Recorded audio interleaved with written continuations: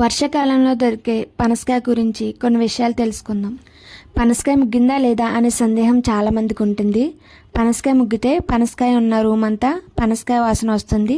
దీన్ని బట్టి ముగ్గిందని తెలుసుకోవచ్చు. పనసకాయ త్వరగా ముగ్గాలంటే చెట్టు నుండి కోసిన తర్వాత ముచ్చుకు తీసేసి కొంచెం మంచి నూనె పోసి రోజంతా ఎండలో పెడితే త్వరగా ముగ్గుతుంది. పనసకాయ కోసే ముందర చేతికి వంట నూనె రాసుకోవడం వల్ల దాని జిగురు చేతికి అంటుకోకుండా ఉంటుంది. పనసకాయ యొక్క ఆరోగ్య ప్రయోజనాలు తెలుసుకుందాం. వీటిలో vitamin A, vitamin C, B6, calcium, potassium, magnesium, iron, sodium, zinc, fibre ఉంటాయి.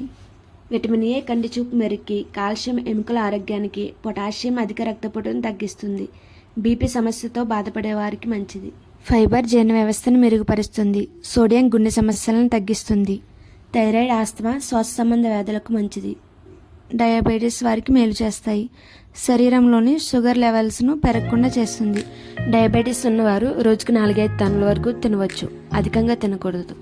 కొలెస్ట్రాల్ను తగ్గిస్తుంది. బరువు తగ్గడంలో సహాయపడుతుంది. చర్మ వ్యాధులకు మంచిది. దీనిలో ఉండే విటమిన్ సి ఇమ్యూనిటీని పెంచుతుంది. వర్షాకాలంలో వచ్చే గొంతు నొప్పి, జలుబు వంటి సమస్యలకు మేలు చేస్తుంది. అందుకే ప్రతి సీజన్కి దొరికే సీజనల్ ఫ్రూట్స్ని తినడం మంచిది అంటారు. వీటిని అధికంగా తినడం వల్ల కడుపు నొప్పి, ఆకలి మందగిస్తుంది. ప్రతి సీజన్కి మనిషికి అవసరమైన వాటిని దేవుడు ఇవ్వడం గొప్ప విషయం. అంతే. పనసకాయ గురించి కొన్ని విషయాలు తెలుసుకుంటూ కోయడం అయిపోయింది. పనసకాయను కోయడం ఫ్రూట్స్ అన్నిటిలో కొంచెం కష్టమైన పనే.